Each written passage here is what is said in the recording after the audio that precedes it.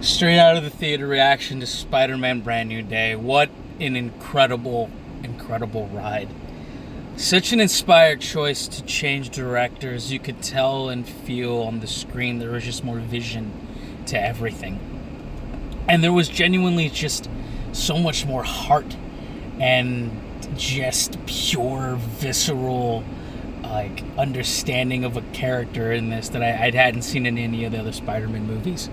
Tom Holland's best performance to date, genuinely the best I've ever seen him.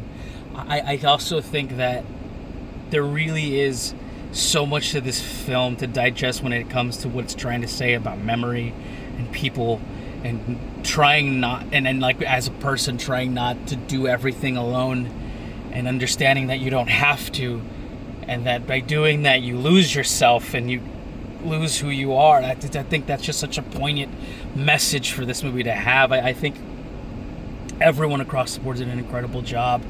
I don't know who wrote this movie. I'm sure it's in there, but I feel that this is also just like the most tight Spider-Man movie that there's been in a while.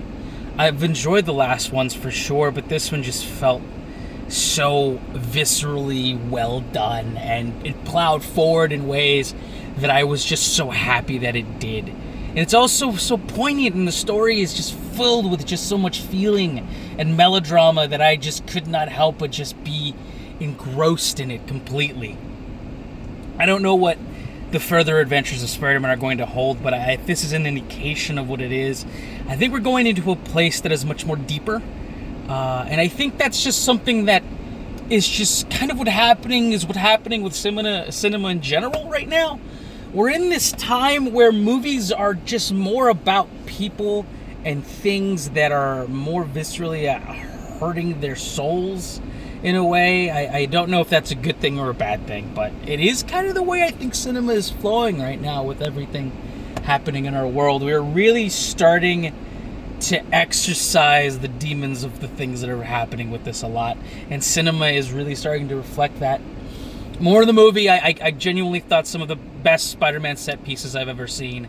Genuinely really well done choreography. I hear that they got like a whole new stunt team as well, and you could feel that throughout the movie.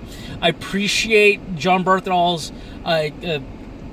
Castle, his Punisher. I thought he was a great addition to the overall story and really helped to kind of ground Spider-Man in a world where he was alone. And I really loved their chemistry too. I loved Spider-Man and Punisher's chemistry here. It was actually really well done and did harken back to the comics in a lot of ways. And their set pieces together were amazing. Zendaya did wonderfully well. There was a lot that she had to do here, and I think this is also some of her greatest acting as well. And Ned was great, a foil to everything that he was before. And I love her when he ended.